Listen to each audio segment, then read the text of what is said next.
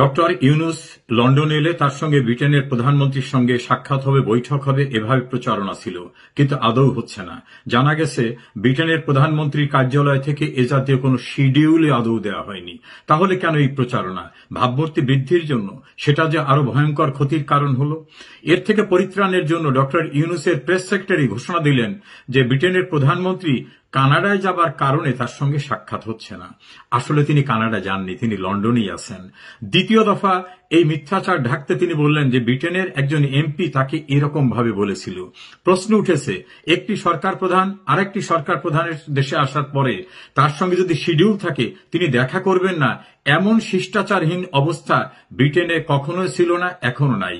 বাংলাদেশি একজন ব্রিটেনে প্র্যাকটিসরত আইনজীবীকে আমি বললাম যে ব্রিটেনের প্রধানমন্ত্রীর সঙ্গে সাক্ষাৎ কি খুবই কঠিন?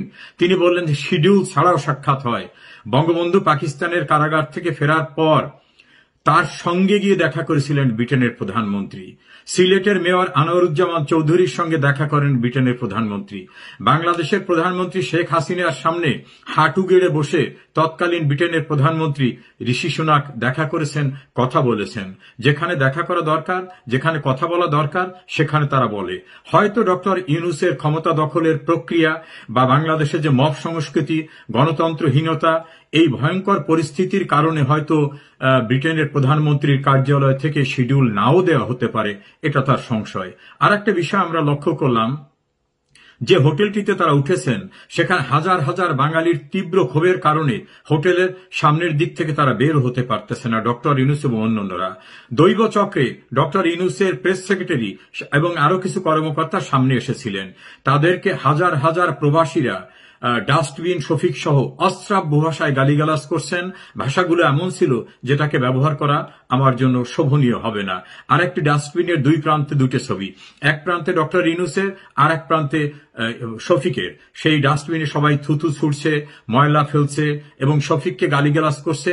আরেকটি গাড়ি ঘুরছিল, সেই গাড়িটিতে নিয়ন সাইনে সেট করা ছিল অং সান সুকি এবং ডক্টর ইউনূসের ছবি।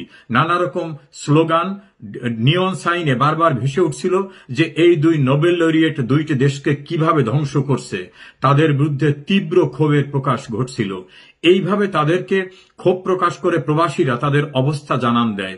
বাংলাদেশি আইনজীবী আমাকে বললেন, বাংলাদেশে মানুষ তো ক্ষোভ প্রকাশ করতে পারছে না, কারণ সেখানে নির্যাতন চলছে। প্রায় 100-র উপরে এমপি কারাগারে, প্রায় 38 জন মন্ত্রী কারাগারে এবং প্রায় 3,61,000 রাজনৈতিক নেতাকর্মী কারাগারে। প্রবাসীরা অন্তত কারাগারে যাবে না, তারা ক্ষোভ শুরু করেছে। এই ক্ষোভ প্রচারিত হয়ে যাবে, প্রসারিত হয়ে যাবে বাংলাদেশেও।